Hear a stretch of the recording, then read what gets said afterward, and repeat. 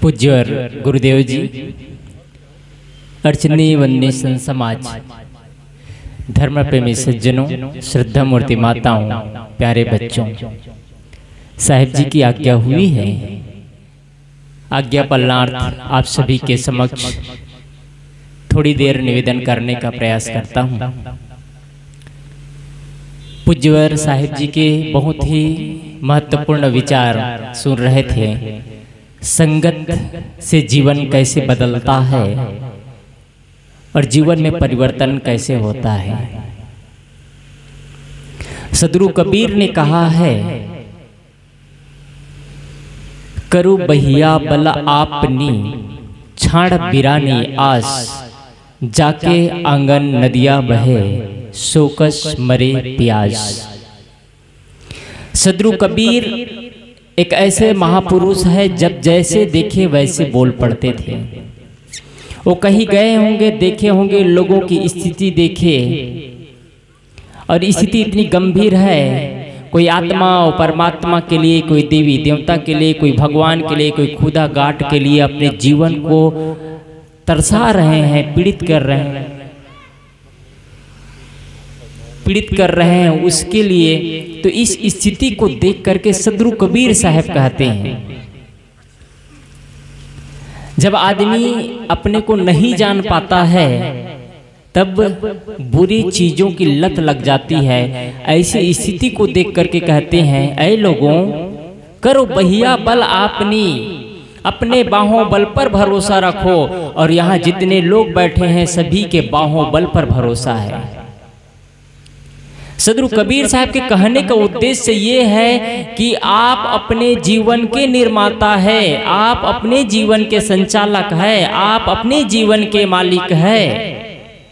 लोग कहते हैं कि हमको इसने ऐसे कहा, उसने ऐसे कहा, दूसरे की वजह से दुखी होते हैं। दुख अपने अंदर है। हम दूसरे का नाम लेते हैं सिर्फ, लेकिन है अपने अंदर। अपने अंदर जो चीज रहता है वही मिलता है। सदगुरु कबीर साहब कहते हैं, करो बहिया बल आपनी, ऐ लोगों, अपने बाहों बल पर भरोसा रखो।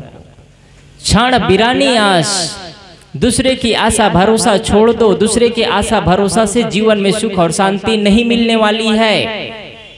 दूसरा हमको प्रसन्न देख करके खुश नहीं रह सकता, इसलिए हमारी निंदा और चुगली करता है। दूसरा हमारे विकास में खुश नहीं रह सकता, इसलिए हमारा पैर खींचना चाहता है। प्रकृति का नियम है ये मनुष्य के मन की विकृति है ये, कि हमारे विकास में किसी को प्रसन्नता नहीं होती है। हम विकास कर रहे हैं, पड़ोसी जलते हैं, हम विकास कर रहे हैं, समाज के लोग जलते हैं और हमारा पैर खींचना चाहते हैं। इसलिए सदगुरु कबीर साहब कहते हैं, क्षण बिरानी आस, छोड़ दो आशा भरोसा दूसरे का। अपने व्यक्तित्व का निर्माण ऐसे करो, अपने जीवन का निर्माण ऐसे करो कि आपका आशा भरोसा अपने आप पर हो। आपको लोग फॉलो करें, आपसे लोग प्यार करें, आपसे लोग प्रेम करें, आपको लोग सम्मान दे। यही एक हमारी कमजोरी रह जाती है। हमारे अंदर कहीं न कहीं खोट रह जाता है, कहीं न कहीं कमी रह जाती है, जिसके वजह से हम अपने ही परिवार से बिखर जाते हैं। कहीं न कहीं कमी रह जाती है, जिसके वजह से हम अपने माँ बाप से अलग हो जाते हैं, अपने बच्चे से अलग हो जाते हैं, अपने परिवार वालों से अलग हो जाते हैं और एक विपन्न जीवन जीते हैं। सुख और शांति भरे जीवन नहीं जी पाते हैं। यही हमारी कमजोरी है। और हम सुख चाहते हैं, शांति चाहते हैं, प्रेम चाहते हैं। कहाँ से चाहते हैं? बाहर से। सदगुरु कबीर साहब कहते हैं, बाहर से सुख और शांति, बाहर से प्रेम नहीं मिलने वाला है। बाहर से सुख शांति प्रेम नहीं मिलने वाला है। सदगुरु कबीर साहब ये कहना चाहते हैं, तुम किसी के आधार पर सुख और शांति चाहोगे तो नहीं मिल सकता। पूजा पाठ यज्ञ हवन तर्पण मात्र से सुख और शांति नहीं मिलने वाली है। पूजा और पाठ मन की शांति के लिए ठीक है, लेकिन कुछ देर के लिए ये सीढ़ी है। हमको अध्यात्म की सीढ़ी में चढ़ना है तो प्रथम सीढ़ी है पूजा और पाठ। पूजा करते हैं, पाठ करते हैं, यज्ञ करते हैं, हवन करते हैं, तर्पण करते हैं, लेकिन वहीं अटके रह गए तो हम अध्यात्म के सीढ़ी तक नहीं पहुंच पाएंगे, नहीं पहुंच पाएंगे।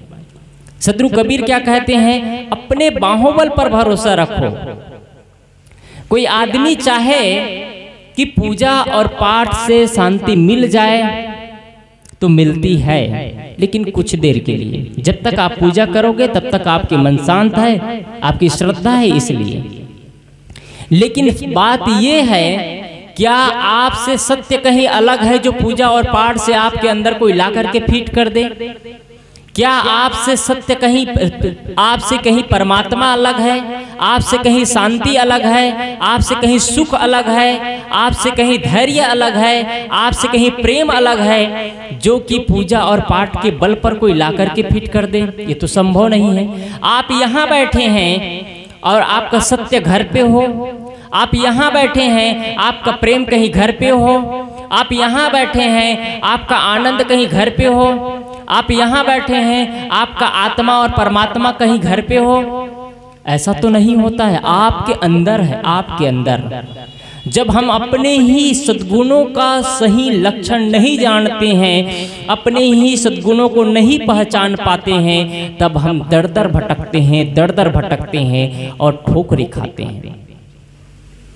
हम अपने ही विकृतियों के वजह से, अपने ही विकृतियों के वजह से परिवार से बेदखल होते हैं, समाज से अपमानित होते हैं, परिवार से अपमानित होते हैं, क्योंकि हमारे पास कुछ दुर्गुण आ जाते हैं, कुछ दोष आ जाते हैं। सद्गुरु कबीर साहब इसलिए कहते हैं, बाहरी चीजों पर आशा और भरोसा मत रखना।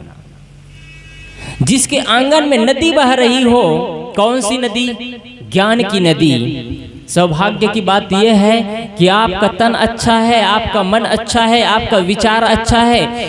विचारों को बदल करके जीवन में एक लहर पैदा कर सकते हैं, विचारों को परिवर्तन करके जीवन के नक्शे बदल सकते हैं, विचारों को बदल करके परिवार के नक्शे बदल सकते हैं, परिवार में शांति का माहौल ला सकते हैं। आपके पास वो ताकत है। हम अपने ही कमजोरियों की वजह से, अपने ही बुराइयों की वजह से हम घर का माहौल खराब करते हैं। जो शब्द नहीं बोलना चाहिए वो शब्द बोलते हैं, जो चीज नहीं खाना चाहिए वो खाते हैं। और बहुत लोग भगवान के भक्त है, बहुत लोग करपंथी है, बहुत लोग राधा स्वामी वाले हैं, बहुत लोग यज्ञ वाले हैं। क्या मतलब है ये सब होने से? कोई भगवान के भक्त है तो भगवान की भक्ति का मतलब ये होता है कि भगवान के हिसाब से उनका जीवन भी बदलना चाहिए। कोई श्री राम के उपासक है, कोई बुद्ध के, कोई कबीर को, कोई राम के, कोई कृष्ण को, कोई महावीर के, तो जीवन भी बदलना चाहिए। चित्र की पूजा करते करते उनके चरित्र तक पहुंचना चाहिए, और हम सिर्फ बाहरी पूजा करते रह जाते हैं। इसलिए सद्गुरु कबीर साहब को कहना पड़ा, बाहरी पूजा और पाठ से जीवन नहीं बदलेगा यदि उनके चित्र से चरित्र तक आप नहीं पहुंचे तो।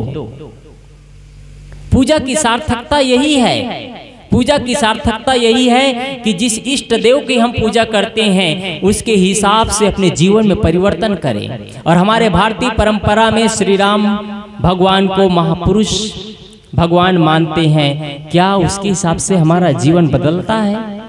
हमारे पास विषम परिस्थिति आती है, कैसे हम घबरा जाते हैं, व्याकुल हो जाते हैं, पीड़ित हो जाते हैं। श्री राम भगवान के पास 14 साल वनवास काटे, वैसे ऐसी विषम परिस्थिति आई।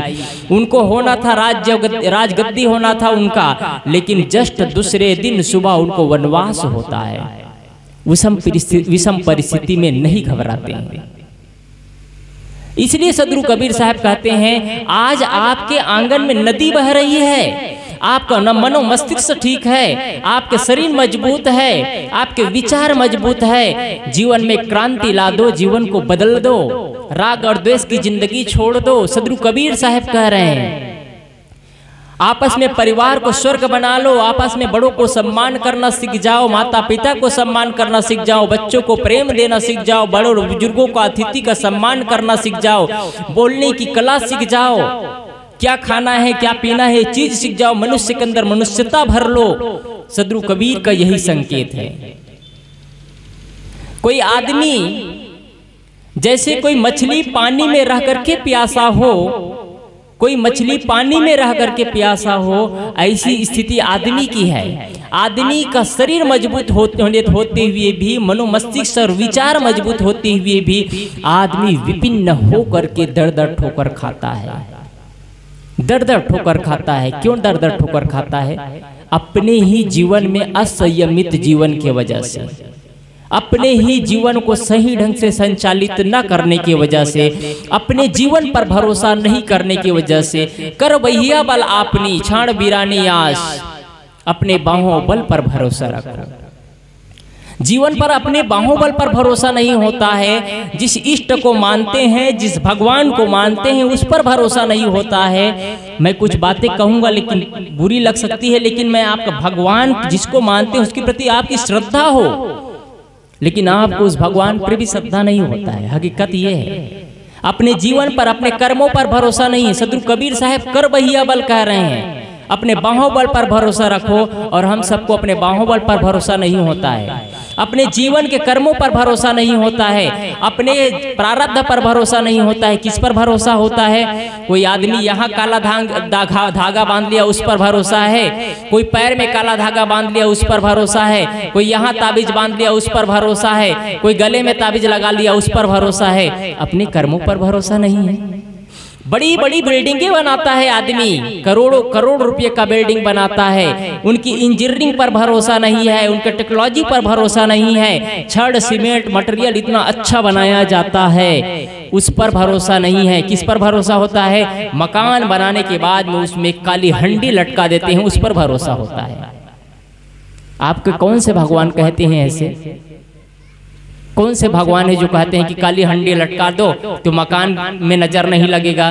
कुछ लोग होते हैं जो टायर लटका देते हैं मकानों पे, टायर लटका देते हैं। इंजीनियरिंग पर भरोसा नहीं है, उस टायर पे भरोसा है। एक जगह हमारे संत गए थे तो एक जगह नया मकान, बहुत अच्छा मकान बनाए थे, वहाँ टायर लटका दिए थे। संत पूछे क्यों टायर लटकाया गया है भैया? कहे टायर लटकाने से किसी का नजर नहीं लगेगा। संत ने कहा ये तो पुराना टायर ही लटकाया गया है, एक काम करो तुम अपने गले में नया टायर लटका लेना, तुमको मौत की नजर नहीं लगेगी, मौत की नजर नहीं लगेगी। अपने कर्मों पर भरोसा रखे, विश्वास करे। जब आदमी गाड़ी लेता है तो 10 लाख 20 लाख 30 लाख 40 लाख 50 लाख 1 करोड़ की गाड़ी लेता है। उन गाड़ी लेने पर उसकी टेक्नोलॉजी पर भरोसा नहीं है, वो गाड़ी के इंजीनियरिंग पर भरोसा नहीं है। उनको किस पर भरोसा होता है? गाड़ी में एक लाल चुनरी बांध लेता है, उस पर भरोसा है, उसके टेक्नोलॉजी पर भरोसा नहीं है। आदमी इतना कमजोर है, इतना कमजोर है, जब रास्ते पे चल रहा हो गाड़ी से और कहीं बिल्ली रास्ता काट दे तो गाड़ी का ब्रेक लग जाता है, उनका गाड़ी का ब्रेक लग जाता है, ऑटोमेटिक इमरजेंसी ब्रेक लग जाता है। अब खतरा है। अपने कर्मों पर भरोसा नहीं है, वो बिल्ली पर भरोसा है उनको। कैसा जीवन है? सदगुरु कबीर साहब कहते हैं कर भैया बल आपनी छाण बिरानी आस। अपने जीवन पर भरोसा रखो, कर्म ऐसा करो कि लोग सम्मान दे सके, आचरण ऐसा रखो कि लोग सम्मान करे, बातें ऐसे गंभीर बोलो कि 4 लोग सुनने को तैयार हो, वाणी में इतनी मिठास हो कि आपके घर के लोग आपके चाहते बन जाए। वाणी में इतनी मिठास हो, इतनी मिठास हो, संत जन कहा करते हैं कि आपके वाणी में शुगर घुला होना चाहिए। और हम क्या करते हैं, जैसे जैसे अवस्था पकती जाती है, 30 साल 40 साल 50 60 70 80 साल होता जाता है, वैसे वैसे हमको मीठे पके होते जाना चाहिए। जितना ही पकता है फल उतना मीठा होता है, और हमारा जीवन जितना पकता जाता है उतना मीठा होना चाहिए। प्रेम से बोलना चाहिए, मधुर वाणी बोलना चाहिए। लेकिन कुछ लोग बुढ़े बुढ़ियाँ हो जाती है, लेकिन कर कर कर कर की आवाज करना नहीं छोड़ते हैं, कड़वा वाणी नहीं छोड़ते हैं। कौन सा फल है? बुढ़ापा में सुखद यात्रा चाहिए तो प्रेम से बोलना सीख जाइए, प्रेम से बोलना सीख जाइए, और जो मिले उसको प्रेम से स्वीकार कर लीजिए। सदगुरु कबीर साहब का संदेश है। पानी में रह करके कोई मछली प्यासी हो, अटपटी है, वैसे ही हम इतने अच्छे जीवन पा करके, इतने अच्छे विचार पा करके, इतने अच्छा समाज पा करके, इतना अच्छा आपके परिवार के लोग हैं, आपके मम्मी पापा, आपके बच्चे, आपके बहू, आपके बेटे, आपके नाती पोते, इतने अच्छे लोग होने के बाद भी आपके बीच में नफरत का बीज बोया गया है, तो किसकी कमी है? सदगुरु कबीर साहब कहते हैं अपनी ही कमी है इसमें। अपने ही कमी है। अपने विचारों में परिवर्तन करिए, बाहर भटकना छोड़ दे, बाहर भटकना छोड़ दे। और आज तक जितने भी महापुरुष हुए हैं, जितने भी महापुरुष हुए हैं, कहीं बाहर अलग से भगवान नहीं बताए हैं। श्री राम भगवान की आप पूजा करते हैं, श्री राम भगवान कहीं पर नहीं बताए हैं। मैं समझता हूं असली देवी देवता आपके परिवार के सदस्य हैं। गांव में हर जगह मंदिर होता है, वो तो सूचक है, लेकिन मैं कहता हूं सिर्फ गांव में मंदिर नहीं होना चाहिए, आपका घर पूरा मंदिर बन जाना चाहिए। सदगुरु कबीर का संदेश ये है, अपने घर को मंदिर बना लो, अपने घर के सारे सदस्यों को देवी देवता बना लो।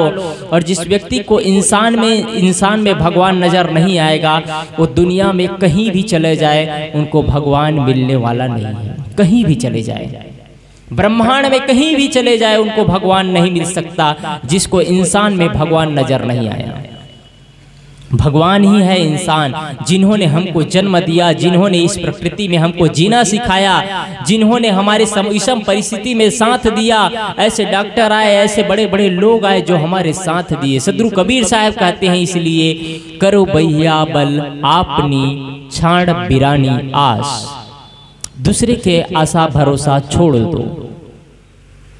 अपने जीवन को इतना मजबूत बनाओ, इतना अच्छा जीवन बनाओ कि आपके लोग विश्वास करें। संग ऐसा ही होता है। अभी संघ पर बहुत अच्छा चर्चा पूज्यवर साहब जी कर रहे थे। संघ के आधार पर जीवन का निर्माण होता है। कुछ लोग कहते हैं हम किसकी भी संग करें, हम खाए पिए बस मत, लोग क्या कहेंगे। मैं लोगों से, लोग इतना समझते हैं संग का महत्व क्या है, इसको समझना चाहिए। एक बच्चा शराब पीता था, उसके साथ में घूमता था, लेकिन शराब नहीं पीता था। उनका पिता ने कहा, बेटा तुम शराबी के साथ, जुआड़ी के साथ में रहते हो, अच्छी बात नहीं है।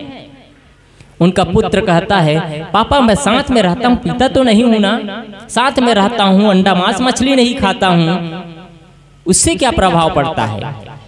तो उनके पिता ने कहा, कोई बात नहीं बेटा, तुम्हारी जैसी मर्जी। दूसरे दिन उनको 100 रुपया देता है और 100 रुपया दे करके उनको कहा, तुम मार्केट जाना और मार्केट से कोयला खरीद करके ला लेना। वो लड़का गया, कोयला खरीदा और कोयला खरीद करके आया। घर में कुछ शेष रुपये बचे था, उस पैसे को अपने पापा को दिया। और पैसा देते समय उनके पापा कहता है, बेटा तुम्हारे हाथ में काली कैसे लग गई। बच्चा कहता है, पापा आपने ही तो कोयले के लिए भेजा था, तो कालिक तो लगना ही है। अच्छा तुम्हारे चेहरे पर भी कालिक लग गया है। वो बच्चा कहता है, पापा उंगली चला गया होगा इसलिए चेहरे पर भी कालिक लग गया है। उनका पापा बोलता है, बेटा कोयला में आग नहीं था इसलिए जलाया नहीं, लेकिन कोयला में जो कालीमा था वो जरूर दाग लगा दिया। तुम साथ में जाते हो, शराब तो नहीं पीते हो, लेकिन जिनके साथ में जाते हो उनके साथ रहने से तुम्हारी बदनामी तो होती है, बदनामी तो होती है। इसलिए जितने लोग बैठे हैं ऐसे लोगों का संग साथ करिए, ऐसे लोगों के साथ रहिए जिससे आपके परिवार में अच्छा प्रभाव पड़े, अच्छा प्रभाव। एक आदमी है जो शराब के दुकान में बैठ करके दूध पिए, तो उसको क्या दूध पी रहे कहेंगे, कहेंगे शराब पी रहे हैं। पी रहा है दूध, लेकिन जगह कहाँ बैठे हैं, संग का माहौल कैसा है, शराब के माहौल में है वो। और शराब के माहौल में, शराब के जगह पर है, तो उनको कहा जाएगा ये शराब पी रहा है। आप किन लोगों के संग और साथ करते हैं, उसके आधार पर जीवन का निर्माण होता है। यदि आपको इंजीनियर बनना है और आप डॉक्टर का संग करेंगे तो आप इंजीनियर नहीं बन सकते। आपको डॉक्टर बनना है और इंजीनियर के संग करेंगे तो इंजीनियर नहीं बन सकते। आप जिसका संग कर रहे हैं उसके आधार पर आपका जीवन का निर्माण होगा। इंजीनियर बनना है तो इंजीनियर का संग करना होगा। और आप यहाँ बैठे सभी को किसी को बनना हो इंजीनियर, डॉक्टर, लेकिन यहाँ बैठे सभी लोगों को अच्छा आदमी तो जरूर बनना है। यहाँ बैठे सभी लोगों को अच्छा आदमी तो जरूर बनना है, इसलिए अच्छा आदमी बनने के लिए अच्छे संग करिए, अच्छे संग करिए। घर के सदस्यों को देवी देवता मानिए। मंदिर में जाते हैं, आपकी श्रद्धा है, आपकी निष्ठा है, आपका प्रेम है, मंदिर में जाते हैं, पूजा करिए, लेकिन उससे ज़्यादा महत्वपूर्ण आपका घर मंदिर बनना चाहिए। उससे ज़्यादा महत्वपूर्ण है आपके घर के सदस्य लोग देवी देवता रूप नजर आए। और आप घर के लोगों के साथ में अन्याय करेंगे, घर के लोगों के साथ में अत्याचार करेंगे, अपमानित करेंगे, तो फिर आप जीवन में विकास नहीं कर पाएंगे, विकास नहीं कर पाएंगे। इसलिए संघ का माहौल जैसे जैसे संग करेंगे वैसे वैसे जीवन का निर्माण होता है। अभी पूज्य और साहेब जी अच्छे अच्छे उदाहरण दे रहे थे। अंगुलीमाल ने संग बुद्ध का संग किया, भगवान बुद्ध के संग करके वो भिक्षु बन गए। संग का माहौल। एक आदमी है जो कभी शराब नहीं पीता है, लेकिन रोज रोज रोज रोज एक शराबी के संग करते करते एक दिन जरूर शराबी बन जाता है, वो एक दिन जरूर शराबी बन जाता है। एक आदमी है जो सत्संग के प्रति रुचि तो नहीं है, सत्संग के प्रति रुचि तो नहीं है, लेकिन साधु संग के साथ में रहता बस है, मात्र रहने बस से उनके जीवन की बुरी आदत छूट जाता है। देखिए संघ का प्रभाव क्या है, उनके अंदर निष्ठा भी नहीं है सत्संग के प्रति, लेकिन मात्र साधु संघ के साथ में है, और साधु संघ के साथ में रहते रहते उनके जीवन से बुराइयां खत्म हो जाती है। न वो बीड़ी पीता है, न सिगरेट पीता है, न तंबाकू खाता है, न अंडा मांस मछली गरा शराब कुछ भी नहीं पीता खाता। कितना बदलता है। साधु का सही अर्थ होता भाई, लेकिन साधु इस दुनिया में तो बहुत है। जो गांजा का दम लगाते हैं वो भी साधु है, शराब पीते हैं वो भी साधु है, बीड़ी और सिगरेट पी रहे हैं वो भी साधु है, वो भी धार्मिक है। ऐसे लोगों की चर्चा नहीं है। सदगुरु कबीर साहब ऐसे लोगों को साधु नहीं कहते। साधु मतलब सज्जन व्यक्ति, उनका हर कर्म पूजनीय हो, उनका हर आचरण पूजनीय हो, उनका जीना, उनका बोलना, उनका खाना, उनका पीना, उनका देखना, हर चीज अनुकरणीय हो। और सदगुरु कबीर साहब उसको कहते हैं जो कुछ करो सो पूजा, उनका हर कर्म पूजा होता है। आप सबका भी हर कर्म पूजा हो, आप सबका हर कर्म पूजा हो। आज अवसर मिला है हमको समाज में अपना निर्माण करने का, आज अवसर मिला है कि हम अपने लेवल स्तर से ऊपर उठा सकते हैं।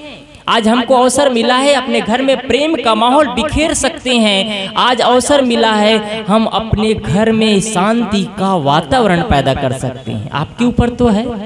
हमारे जीवन को बनाने के लिए, अपने जीवन का निर्माण करने के लिए सदगुरु कबीर साहब हमको कहते हैं कि अपने बाहुबल पर भरोसा रखो, और नहीं रखेंगे तो क्या हमारे जीवन का निर्माण करने के लिए क्या प्रधानमंत्री मोदी जी आएंगे हमारे जीवन का निर्माण करने के लिए? चलो प्रधानमंत्री नहीं आएंगे तो क्या योगी जी आपके स्टेट के मुख्यमंत्री आएंगे? वो भी नहीं आएंगे। क्या आपके भगवान श्री राम आ जाएंगे, कि बुद्ध आ जाएंगे, कि कबीर आ जाएंगे? कोई नहीं आने वाला है। आपके जीवन का निर्माण आपको करना होगा, आपके जीवन को आपको संचालित करना होगा। आप ही अपने जीवन के निर्माता है। अपने जीवन को बिगड़ने मत दीजिए, अपने जीवन को सही ढंग से संचालित करिए, और बिगड़ गया तो फिर कोई बनाने वाला नहीं आएगा। इसलिए हम अपने जीवन को सही संतों के सानिध्य में जाए, सही संतों के सानिध्य में रह करके जीवन को संचालित करें। एक आदमी, उसको पेंट दिया गया और ब्रश दिया गया और कहा गया तुम एक चित्र बनाओ, और एक स्लेब दिया गया। एक पेंट, ब्रश और स्लेब दिया जाता है। वो पेंट लेता है, ब्रश लेता है और स्लेब में चित्र बनाना शुरू करता है।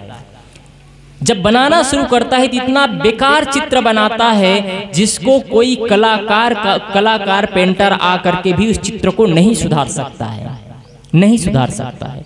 लेकिन वही पेंट है, वही ब्रश है, वही स्लेब है। एक पेंटर आता है, 2 मिनट में अपना उंगली फेरता है और एक सुंदर चित्र का निर्माण कर देता है। हम अपने जीवन का चित्रण ऐसे करें, ऐसे लोगों के हाथ में सौंपे कि हमारा जीवन सही दिशा में जाए। हम अपने जीवन को इतना ना बिगाड़ ले, इतना ना बिगाड़ ले कि कोई अच्छे संत के सानिध्य में जाने के बाद भी फिर हमारा जीवन का उद्धार ना हो सके। ऐसे ना बिगाड़े हम। संतों के, सही संतों के सानिध्य में रहे, इसलिए तब जीवन का निर्माण होगा। जीवन बदलता कैसे है? जीवन बदलता है आपके विचारों से बदलने से। कुछ लोग कहते हैं अच्छा जीवन उनका है जिनके अच्छे गाड़ी हैं, अच्छे बंगले हैं, अच्छे मकान हैं, अच्छे गाड़ी, अच्छे घर द्वार, अच्छे कपड़े लत्ते, उनका जीवन अच्छा। वो जीवन अच्छा नहीं है। उनका मकान अच्छा हो सकता है, उनकी गाड़ियाँ अच्छी हो सकती है, उनके बंगले अच्छे हो सकते हैं, उनके हर चीज अच्छा हो सकता है। जीवन अच्छा उसको नहीं कहते हैं। जीवन अच्छा उसका है जिसका आचरण अच्छा हो, जिसका विचार अच्छा हो। कपड़े बदलने से जीवन नहीं बदलता, मकान बदलने से जीवन नहीं बदलता, गाड़ी घोड़े बदलने से जीवन नहीं बदलता है। जीवन बदलता है आंतरिक परिवर्तन, विचारों के परिवर्तन से जीवन बदलता है। क्या आपने विचारों को बदला है? गंगा तो स्नान कर लिए, पर भी गुटखा शराब बीड़ी सब चल रहा है। क्यों? गंगा में स्नान बस किए, विचारों को तो नहीं बदला। मंदिर में चले गए, मंदिर में चले गए, पूजा अर्चना कर लिए, जीवन नहीं बदला। क्यों? क्योंकि विचारों को नहीं बदला। यहाँ सत्संग में बैठे हैं, सत्संग सुन रहे हैं, यहाँ से जाने के बाद में वही तेरे मेरे की लड़ाई शुरू हो गई, वही आक्रोश में बातें शुरू हो गई, वही गलत चीजों का सेवन शुरू हो गया। जीवन बदलेगा? नहीं बदलेगा। जीवन बदलता है आंतरिक परिवर्तन, विचारों की परिवर्तन। क्या विचारों को भी हमने बदला है? यदि हम विचारों को बदल देते हैं तो जीवन निश्चित ही बदल जाता है।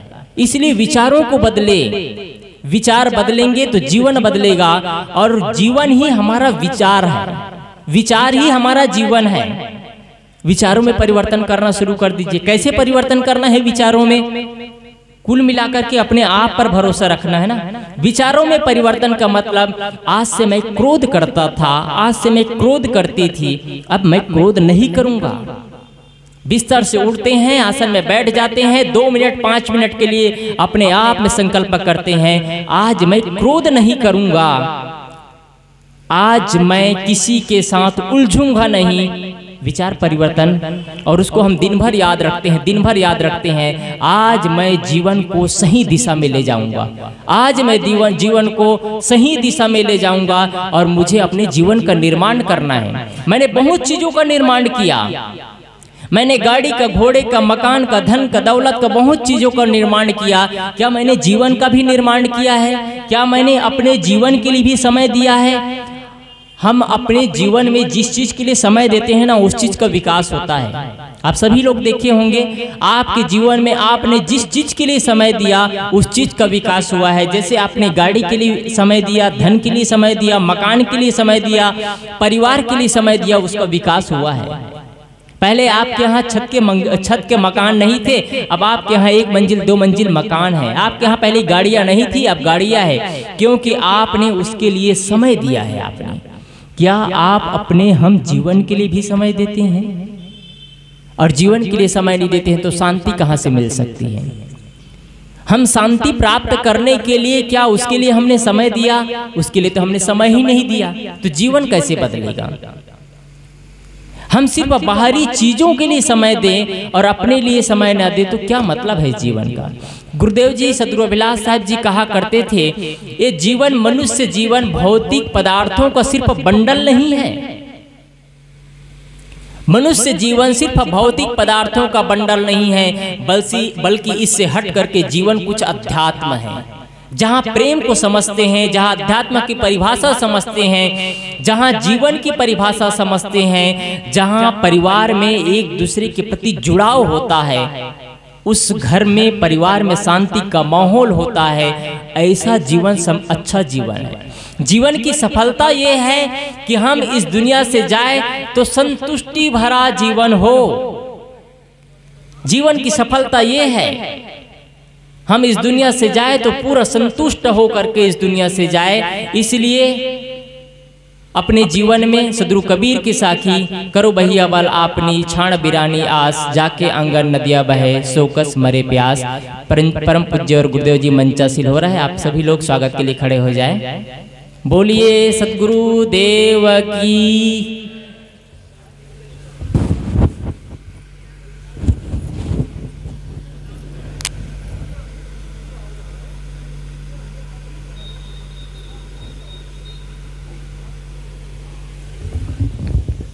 बोलिए सद्गुरुदेव की। आप सभी लोग थोड़ा आगे बढ़ करके बैठ जाएं, पीछे गेप बीच में जगह ना छोड़े, व्यवस्थित ढंग से बैठ जाए सभी लोग। अभी सभी लोग बैठे रहें, अभी बैठे रहें, बंदगी के लिए बाद में आएंगे। पूज्यवर गुरुदेव जी के विचार होगा, उसके बाद आप सभी को अवसर दिया जाएगा अंत में बंदगी के लिए। जो बंदगी करना चाहेंगे वो बाद में आएंगे, बीच में कोई नहीं आएंगे। और जिन लोगों के पास मोबाइल हो सभी लोगों से निवेदन है कि किसी का फोन आए तो साइलेंट मोड में रख ले रहा है और बाहर जाकर के बात करेंगे, बीच में कोई बात नहीं करेंगे। अब पूज्यवर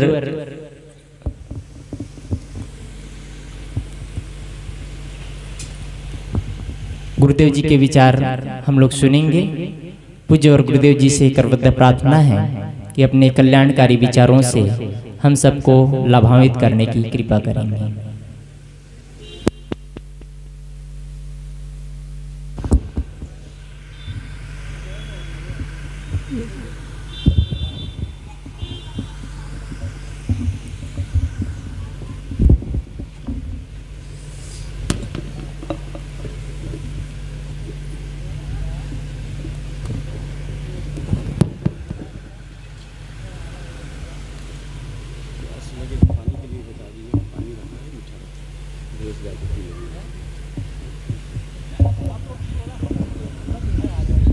आप लोगों से निवेदन है, जो पुरुष वर्ग है खंभे के उधर चले जाएं।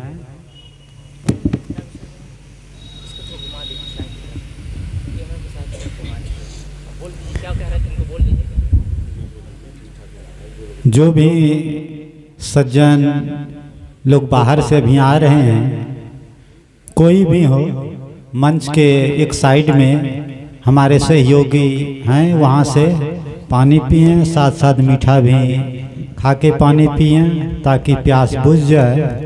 पूज्यवर गुरुदेव जी पधार चुके हैं, उनके विचारों को सुनने के पूर्व एक भजन आप लोगों के बीच रखता हूँ, तत्पश्चात विचारों की ओर बढ़ेंगे।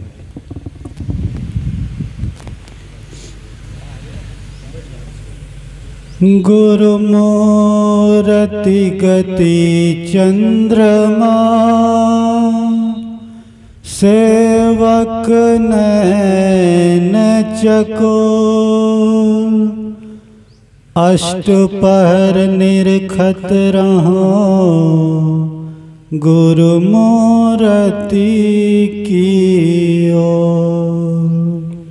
सत्संग की गंगा बहती है, गुरुदेव तुम्हारे चरणों में। सत्संग की गंगा बहती है, गुरुदेव तुम्हारे चरणों में। फल मिलता है उस तीर्थ का, कल्याण तुम्हारे चरणों में। सत्संग की गंगा बहती है, गुरुदेव तुम्हारे चरणों में। मैं जन्म जन्म भर माया हूँ, अब शरण तुम्हारी आया हूँ। मैं जन्म जन्म भर माया हूँ, अब शरण तुम्हारी आया हूँ। इस भोले भटके जीवों का इस भोले भटके जीवों का कल्याण तुम्हारे चरणों में। सत्संग की गंगा बहती है, गुरुदेव तुम्हारे चरणों में। फल मिलता है उस तीर्थ का, कल्याण तुम्हारे चरणों में। दुखियों का दुख मिटाते हो, दिव्य दृष्टि पर खाते हो। दुखियों का दुख मिटाते हो, दिव्य दृष्टि पर खाते हो। तब आवागमन मिटाते हो, है मोक्ष तुम्हारे चरणों में। सत्संग की गंगा बहती है, गुरुदेव तुम्हारे चरणों में। फल मिलता है उस तीर्थ का, कल्याण तुम्हारे चरणों में।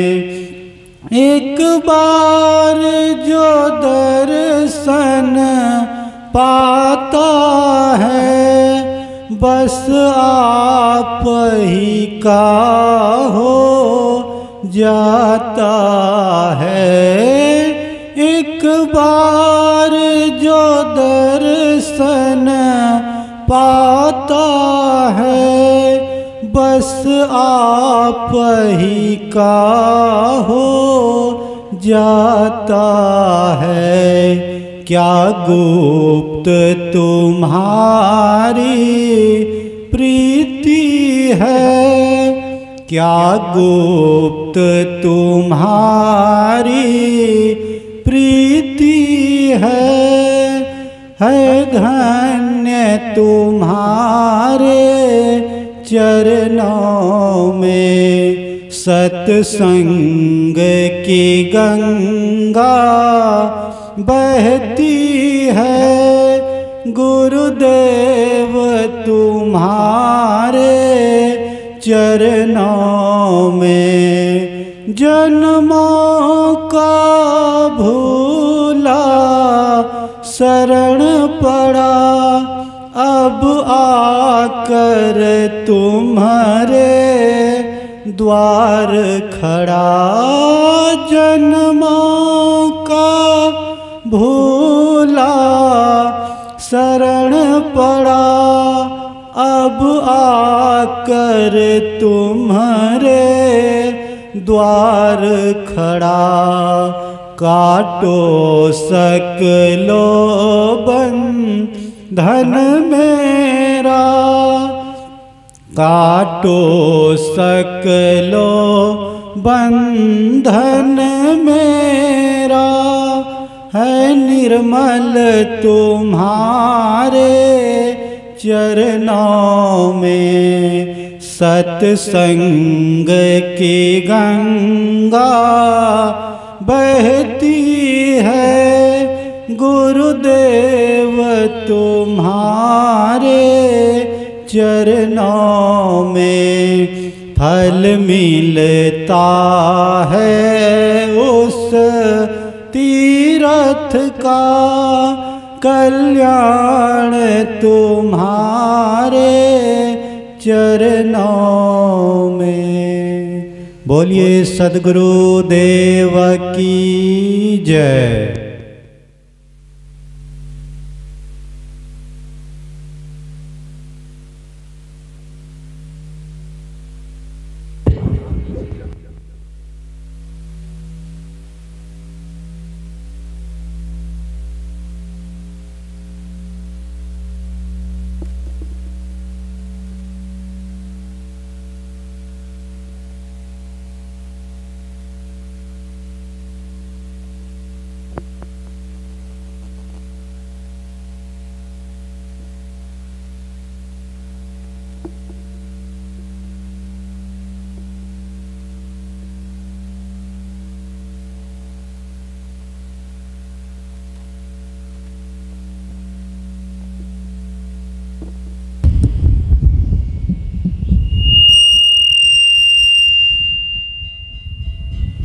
घुमा दो पंखा, चलेगा, हवा तो कम लगेगी।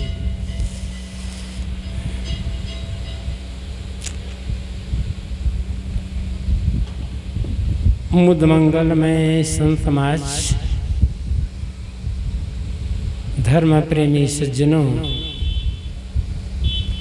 श्रद्धा मूर्ति देवियाँ। भनभनाहट क्यों है आवाज में?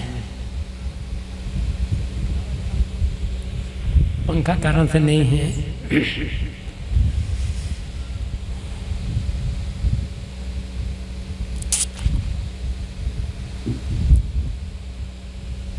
हम सब यहाँ जितने बैठे हैं मनुष्य हैं।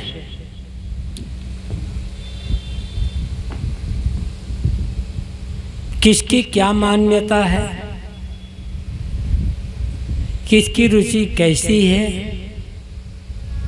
किसके विचार कैसे हैं, कौन आदमी किस भगवान को मानता है या नहीं मानता है, कौन आदमी किस देवी देवता की पूजा करता है, यह किसी को पता नहीं है। और ये कोई बड़ी बात भी नहीं है।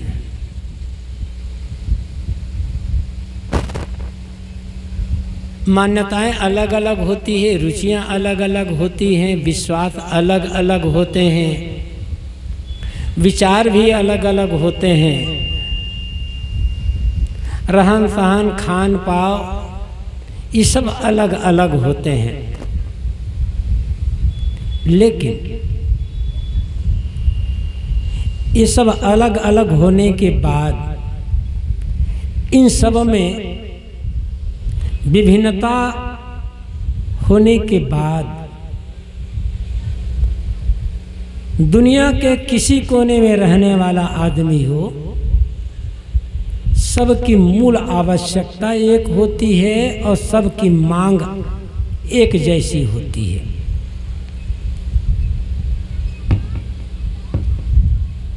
कोई किसी भी भगवान की पूजा करता हो, बहुत सारे भगवान हैं दुनिया में, कहने के तो सब कहते हैं कि भगवान, दुनिया का भगवान, सबका मालिक एक, ये केवल जबान की बात है। हिंदुओं का भगवान अलग, मुसलमानों का भगवान अलग, ईसाइयों का अलग, यहूदियों का अलग और अलग तमाम भगवान बन गए हैं दुनिया में। अनेक देवी देवता हैं। कोई पूजा करता है, कोई नमाज पढ़ता है, कोई प्रार्थना करता है, कोई अरदास करता है।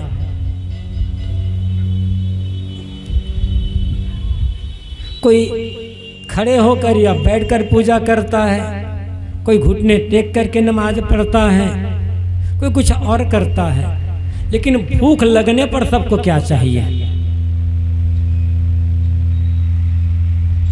सबकी भूख किससे दूर होगी? क्या भूख लगने पर भी सबकी भूख अलग अलग चाहिए? सबको भोजन चाहिए। अब भोजन में क्या है वो बात अलग है। प्यास लगी तो भगवान के नाम जपने से हमारी प्यास बुझेगी? कि पूजा करने से प्यास बुझेगी, कि गुरु की सेवा करने से प्यास बुझेगी। रोग लगा है शरीर में, तो रोग दूर करने के लिए क्या जानेंगे? रोग दूर करने के लिए डॉक्टर पास जाएंगे या मंदिर मस्जिद में जाएंगे? दवाई करेंगे या पूजा पाठ करेंगे? मान्यता चाहे जिसकी जैसी हो, और मान्यताओं में अंतर रहेगा। दुनिया बहुत बड़ी है, अनेक देश हैं, अनेक प्रदेश हैं, अनेक क्षेत्र हैं। देश काल परिस्थिति के अनुसार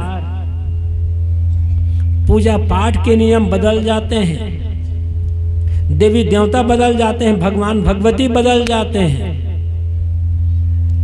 आप कहेंगे क्या देवी देवता भी बदल जाते हैं? हिंदुओं में जिन देवी देवताओं की आज पूजा होती है, उनमें से अधिक देवी देवताओं का वेद शास्त्रों में नाम भी नहीं है। पूजा करना तो दूर की बात है। और वैदिक काल में वेदों में जिन देवी देवताओं के नाम हैं, हिंदुओं में आज उनकी पूजा नहीं होती है। इंद्र, वरुण, उषा, दधिक्रा, सोम, अमावस्या, ये सब वेदकालीन देवी देवता है। आज इनकी पूजा को नाम भी नहीं जानते हैं लोग इनके। समय बदला, उपासना पद्धति बदल गई, और देवी देवता बदल गए। आप लोग 4 वेद शास्त्र की बात कहते हो, बात में लोग कहते हैं भाई ये तो वेद शास्त्र की बात है। 6 शास्त्रों में मंदिर का जिक्र भी नहीं है। मंदिर होते ही नहीं थे पहले। आज ऐसी मूर्ति पूजा होती नहीं थी पहले। 6 शास्त्रों में न मूर्ति की बात है, न मंदिर की बात है, न उपनिषदों में बात है। वेद तो इतने विस्तृत हैं, उनमें से जो मनमाना अर्थ लगा सकते हो। तो इस सब समय रहा है, और आज जमाना बदला, लोग रुचि बदली, समय बदला, देवता बदल गए, पूजा पद्धति बदल गई। आज जैसी पूजा नहीं होती थी वेदकालीन में। वेद शास्त्रों के अनुसार यज्ञ हुआ करते थे, बड़े बड़े यज्ञ होते थे। अब यज्ञ बहुत कम होते हैं, पूजा ज़्यादा होती है। ये तो बदल गए, लेकिन क्या आवश्यकता बदल गई? क्या लोगों की मांग बदल गई?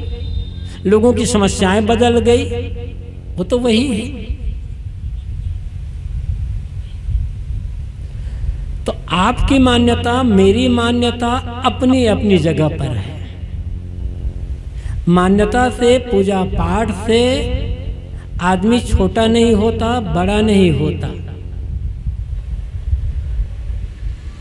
तो मान्यताएं चाहे जैसी जिसकी हो, कोई किसी भी देवी देवता भगवान की पूजा करता हो और नहीं भी करता हो, किंतु सबकी मूल आवश्यकता क्या है? सब ये चाहते हैं दुख से बचना और सुखमय जीवन जीना,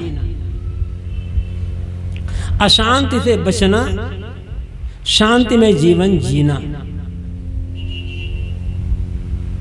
तो अशांति से बचें कैसे? शांति में जीवन जिए कैसे? मूल प्रश्न ये है।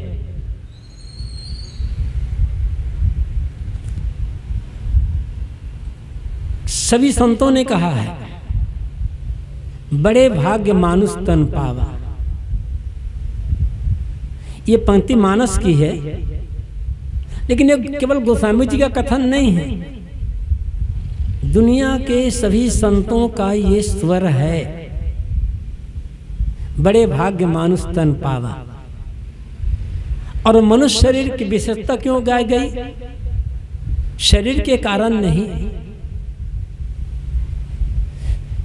शरीर दृष्टि से तो गाय, बैल, घोड़े, गधे, हाथी, ऊंट ये सब आदमी से बहुत बड़े हैं शरीर दृष्टि से करोगे तो। इंद्रियों दृष्टि से करेंगे तो चिल कितनी दूर तक देख लेती है। घोड़े आदि कुछ जानवर जितनी तेजी से दौड़ सकते हैं, आदमी कहाँ उतनी तेजी से दौड़ सकता है। हाथी ऊंट या गधे जितना बोझा लाद करके ले जा सकते हैं, आदमी कहाँ ले जा सकते पीठ पर लाद करके। तो शरीर की विशेषता नहीं है आदमी में, आदमी में विशेषता मन, बुद्धि और वाणी की है। मानवेतर प्राणी धनात्मक आवाज कर सकते हैं, बोल नहीं सकते, बोल करके अपने विचार प्रकट नहीं कर सकते। मानवेतर प्राणी किसी विषय पर गहराई से विचार नहीं कर सकते, चिंतन मनन नहीं कर सकते। आदमी के पास मन की शक्ति है, इसलिए आदमी गहराई से विचार कर सकता, चिंतन मनन कर सकता है। बुद्धि थोड़े बहुत अन्य प्राणियों में, लेकिन मुझ पास बुद्धि का भंडार है। आज दुनिया में जो कुछ हम अच्छाई और बुराई देख रहे हैं, उन सब के जिम्मेदार मनुष्य है, कोई भगवान या शैतान नहीं है। जितनी समस्याएं दुनिया में हैं, किसी शैतान ने आकर समस्या पैदा नहीं की है। ये समस्याएं आदमियों की देन, मनुष्यों की देन है। बुद्धि मन वाणी का गलत प्रयोग किया, समस्याएं पैदा हो गई। और जितनी अच्छाइयां दिखाई पड़े दुनिया में, ज्ञान विज्ञान, कला कौशल, मठ मंदिर का विकास दिखाई पड़ रहा है, आकाश कोई भगवान आकर के नहीं बनाया है, ये भी मनुष्यों ने ही बनाया है। मनुष्यों की ही करतूत है, मनुष्यों की विशेषता है। तो मन वाणी बुद्धि, ये तीन विशेषताएं हैं मनुष्यों के पास, इसलिए कहा गया कि बड़े भाग्य मानुष तन पावा। लेकिन दुनिया में जितना दुखी मनुष्य है और शारीरिक रूप से जितना रोगी मनुष्य है, चाहे शरीर का रोग हो चाहे मन का रोग हो, जितना रोगी मनुष्य है उतना दुखी कोई जानवर नहीं या प्राणी नहीं है, और उतना रोगी कोई मनुष्य प्राणी नहीं है।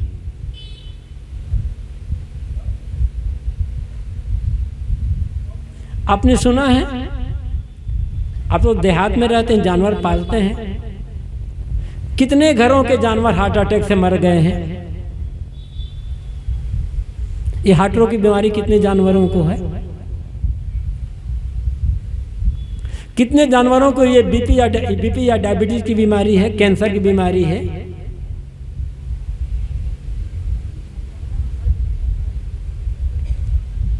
ये तो मनुष्यों में है, क्योंकि मनुष्य अपने खान पान रहन सहन चिंतन सबको विकृत किया।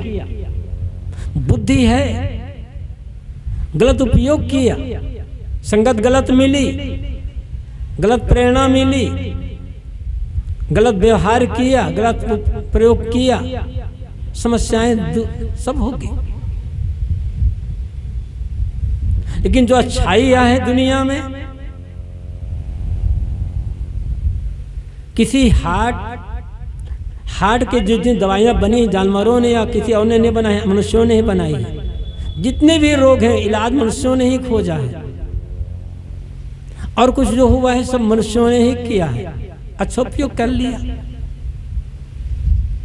मैं ये कह रहा था कि मनुष्य दुनिया का सर्वोपरि प्राणी तो है, पूजा भी कर रहा है, पाठ भी कर रहा है, हवन तर्पण भी कर रहा है, भजन भक्ति भी कर रहा है, ध्यान सत्संग भी कर रहा है, फिर भी आदमी अशांत होकर क्यों जी रहा है।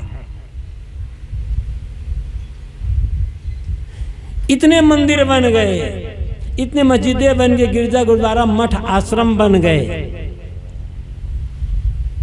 भगवान की भक्ति बढ़ गई, चीजें बढ़ गई, पढ़ाई लिखाई बढ़ गई, सब कुछ हो गया, किंतु इतनी उन्नति होने के बाद आज आदमी अशांति में, तनाव में जीवन क्यों जी रहा है? एक आदमी जो धर्म कर्म नहीं मानता, पूजा पाठ नहीं मानता, ईश्वर देवी देवता भगवान भगवती खुदा गाड नहीं मानता, वो आदमी दुख में जीवन जिए, तनाव में, चिंता में, शिकायत में, भय में जीवन जिए, अशांत होकर के जीवन जिए तो बात समझ में आती है। किंतु जो आदमी रात दिन भगवान भगवती की पूजा कर रहा है, इबादत कर रहा है, धर्म के नाम पर बहुत कुछ कर रहा है और गर्वपूर्वक अहंकार पूर्वक करता कि हम भगवान के बड़े भगत हैं, वो आदमी क्यों अशांत में जीवन जी रहा है? वो आदमी तनाव में क्यों पड़ा हुआ है? चिंता में डूबा हुआ क्यों है? यदि मात्र भक्ति करने से, मात्र सत्संग करने से मानसिक तनाव, चिंता, भय, फिक्र दूर हो जाते तो ये सब तो नहीं होना चाहिए था ना। तो क्या पूजा पाठ करना गलत है? ध्यान सत्संग करना गलत है? गलत नहीं है। ये सब ऊपर ऊपर चल रहे हैं, ऊपर ऊपर चल रहे हैं। धर्म को हमने केवल पूजा पाठ या मंदिर, मस्जिद, मठ, गुरुद्वारा, मठ, आश्रमों तक सीमित कर दिया। धर्म को जीवन में उतारने का काम नहीं किया।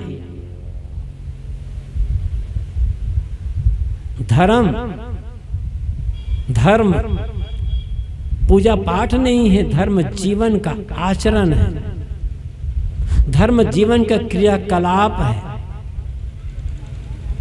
लेकिन आचरण करने में कठिनाई आती है।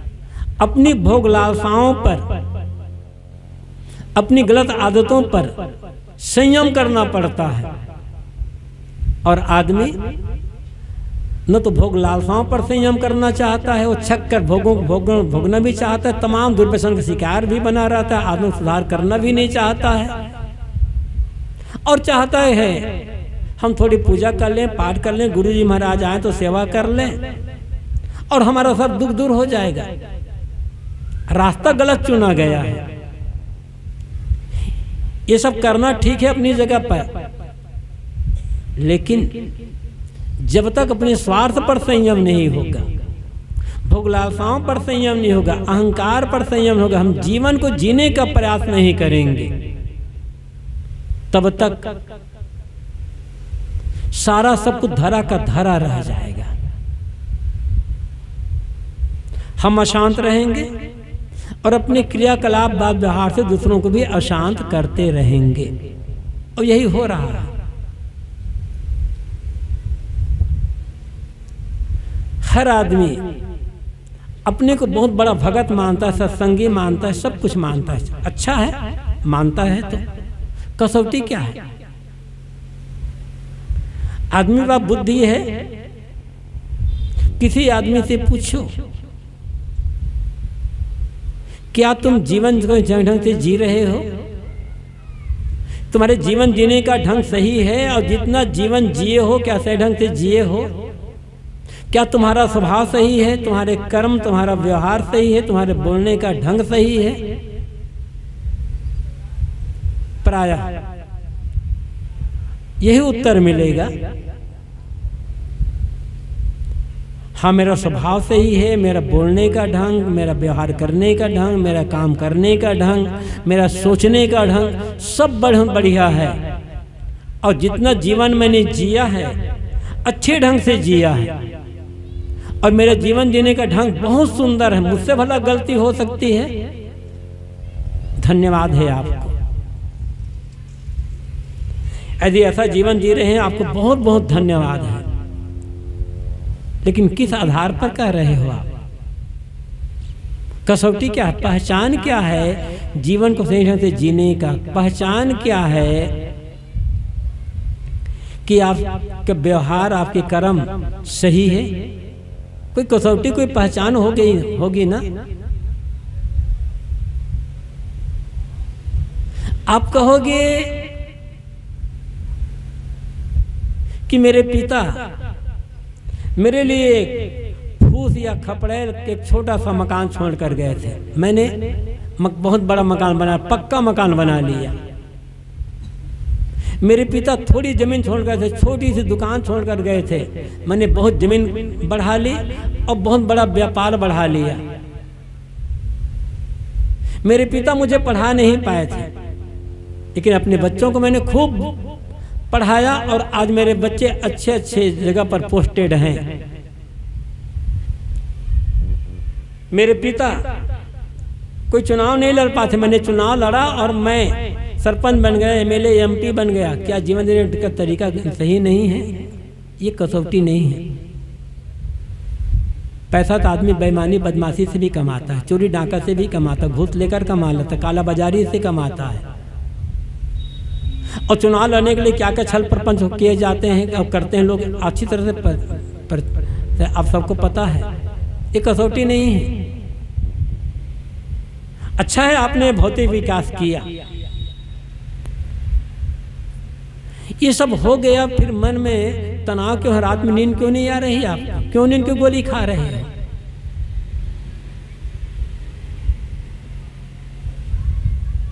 तो आपका कर्म सही है, आपका व्यवहार स्वभाव सही है, कसौटी क्या है? एक कसौटी वो आपके लिए, मेरे लिए, सबके लिए जरूरी है। अब वही कसौटी हम करना शुरू कर देना, दुनिया का नक्शा बदल जाएगा।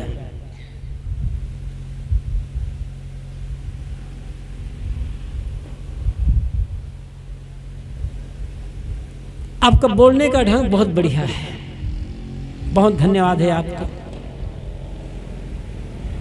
लेकिन बोलने का ढंग बहुत बढ़िया है, तब समझना जिस ढंग से आप बात बोल रहे हो, जो बात आप बोल रहे हो, वही बात आपकी पत्नी, आपका पति, आपका बेटा, आपके पिता, आपकी बहू, आपकी सास, आपके भाई, आपके पड़ोसी आपसे बोलें और उसी ढंग से बोलें जिस ढंग से बोल रहे हैं। उनकी बात सुन करके आपका मन एकदम खुश हो जाए, प्रसन्नता से नाचने लग जाए, समझना मेरे बोलने का ढंग बहुत बढ़िया है। मैंने बहुत अच्छी बातें कही थी, लेकिन जो बात आप बोल रहे हो, जिस ढंग से बोल रहे हो, वही बात जब आपकी पत्नी बोलती है, पति बोलता है, पिता, पुत्र, भाई, सास, बहू बोलते हैं, आपका मन दुखी हो जाता, नाराज हो जाता, समझ लेना मेरा बोलने का ढंग बहुत गलत है। कसौटी घर से करो। मंदिर में पूजा करने गए और बड़ी सरलता से, बड़ी विनम्रता से, भक्ति भावना से पूजा किए, आरती किए, वंदना किए, प्रार्थना गाए, मंत्र पढ़े और जब मंदिर से पूजा करके आए और उसी सरलता विनम्रता से, भक्ति भावना से घर वालों से बात करने लग गए, तो आपकी पूजा, मंदिर पूजा घर में आ गई, आपका घर मंदिर बन गया। कसौटी घर में होगी, कसौटी मंदिर में नहीं होगी, कसौटी अकेले में नहीं होगी, कसौटी समाज में होगी।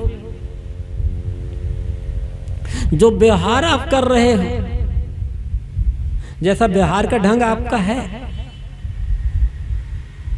वही व्यवहार आपके घर वाले आपके साथ करने लग जाएं, क्या महसूस करोगे? अच्छा महसूस होने लग गया, प्रसन्नता महसूस होने लग गई, समझना आपका व्यवहार बहुत बढ़िया है, तरीका आपका बहुत बढ़िया व्यवहार करने का।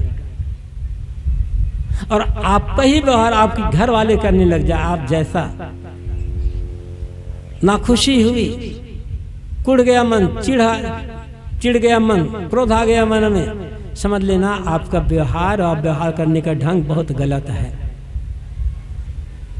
बेटा तुम बाहर जाकर बात कर लिया करो फोन से, या बच्चों को थोड़ा संभाल लिया करो। ऐसे हर चीज में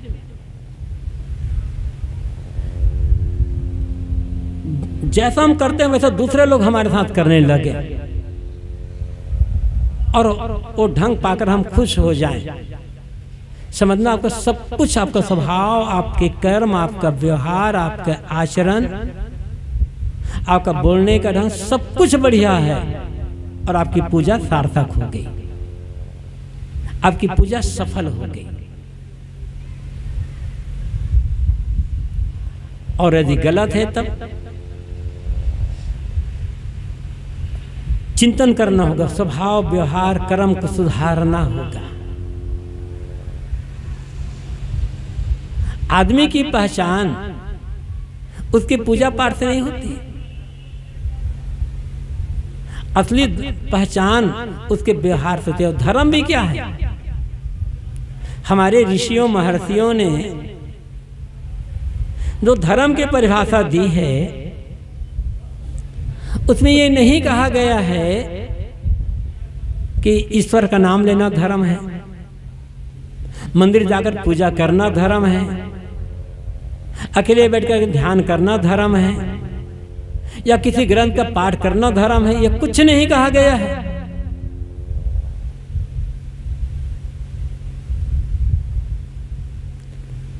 क्या कहा गया है? एक सरल परिभाषा आप लोगों ने सुनी होगी, श्रूयताम धर्म सर्वस्वम श्रुत्वा च धार्यताम आत्मना प्रतिकूलानि परिश्रामना समाचरे। धर्मों के सार को सुनो और सुन करके धारण करो। धर्मों का सार क्या है? धर्मों का सार कहा जा रहा है, अमुक धर्म का सार नहीं कहा जा रहा है। जितने भी धर्म हैं, धर्म मतलब मत मजहब संप्रदाय, धर्म तो बहुत होते नहीं, लेकिन संप्रदाय को धर्म का नाम दे दिया गया इसलिए कहा गया है। तो किसी धर्म का सार नहीं, धर्मों का सार क्या है? आत्मना प्रतिकूलानि परिश्रामना समाचरे। जो अपने लिए नहीं चाहते, जो स्वयं को पसंद न हो, वो व्यवहार वह कर्म दूसरों के साथ न करें। अपने लिए अपमान नहीं चाहते, कटु व्यवहार नहीं चाहते, कटुवाणी नहीं चाहते, धोखा नहीं चाहते, दुख नहीं चाहते, निंदा नहीं चाहते, बस ये दूसरों के साथ करना बंद कर दो, बस धर्म हो जाएगा। और इसी को हम सकारात्मक ढंग से कहे तो होगा। दूसरों के साथ वही व्यवहार करें, मत पंथ जाति वर्ण संप्रदाय के सारे भेदभाव से रहित होकर के दूसरों के साथ वही व्यवहार करें जो व्यवहार हम अपने लिए चाहते हैं, स्वयं के लिए चाहते हैं। अपने लिए क्या चाहते हैं? सुख चाहते हैं, सम्मान चाहते हैं, आदर चाहते हैं, कोमल व्यवहार चाहते हैं, कोमल वाणी चाहते हैं, सेवा चाहते हैं। बस ये दूसरों के साथ करो, धर्म हो गया। फिर मंदिर जाओ तो, मत जाओ तो, ईश्वर मानो तो, न मानो तो। बिना ईश्वर माने आदमी धार्मिक हो सकता है। धार्मिक होने के लिए ईश्वर मानना जरूरी नहीं है। अजीब बात आप सुनते होंगे, ये साधु कैसा कह रहा है? धार्मिक होने के लिए ईश्वर मानना बिल्कुल ही जरूरी नहीं है। बिना ईश्वर माने आदमी धार्मिक हो सकता है और ईश्वर मानने वाला आदमी भी अधार्मिक हो सकता है। धर्म का मतलब, धर्म का संबंध किसी ईश्वर देवी देवता से नहीं है। धर्म का संबंध मनुष्यों से है और धर्म का संबंध जीवन के व्यवहार से है। धृति क्षमा दमो स्तेयम शौचमिंद्रिय निग्रह धीर विद्या सत्यम क्रोधो दशकम धर्म लक्षणम। ये मनुस्मृति का श्लोक है। यहाँ ईश्वर का नाम ही नहीं है। धृति धैर्य, क्षमा, दम मन का निग्रह, अस्तेय चोरी न करना, धृति क्षमा दम शौच अंदर बाहर की पवित्रता, इंद्रिय निग्रह अपनी इंद्रियों पर संयम, धीर शुद्ध बुद्धि, विद्या आत्मविद्या, सत्य, अक्रोध क्रोध न करना, ये धर्म के 10 लक्षण है। इसमें ईश्वर कहाँ से आ गए? देवी देवता कहाँ से आ गए? पूजा पाठ कहाँ से आए? मंदिर मस्जिद कहाँ से आए? ये तो जीवन के आचरण है और ये मानव मात्र के लिए उपयोगी है।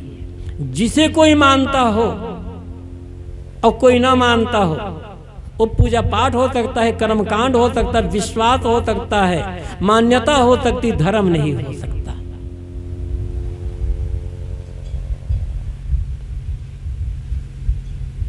जिसे माने बिना दुनिया का कोई भी आदमी सुखी जीवन नहीं जी सकता, धर्म हुआ है। हिंदू मंदिर में जाएंगे, उसमें भी कट्टर राम उपासक केवल राम मंदिर में जाएगा, कृष्ण मंदिर में नहीं जाएगा। कट्टर कृष्ण उपासक केवल कृष्ण मंदिर में जाएगा, हनुमान मंदिर में नहीं जाएगा। कट्टर शिव उपासक न राम मंदिर जाएगा न हनुमान मंदिर जाएगा, वो शिव मंदिर जाएगा। कट्टर देवी को उपासक कट्टर शाक्त है, न राम मंदिर जाएगा, न हनुमान मंदिर, न विष्णु मंदिर, न शिव मंदिर, न कृष्ण मंदिर, वो तो देवी मंदिर में जाएगा। और कट्टर शैव जो होगा वो यहाँ भी अलग अलग हो गए। तो हिंदुओं में भी कोई किसी मंदिर में जाएगा, किसी मंदिर में, लेकिन मुसलमान भूल कर भी मंदिर में नहीं जाएगा। मंदिर में जाना उसके लिए कुफ्र है,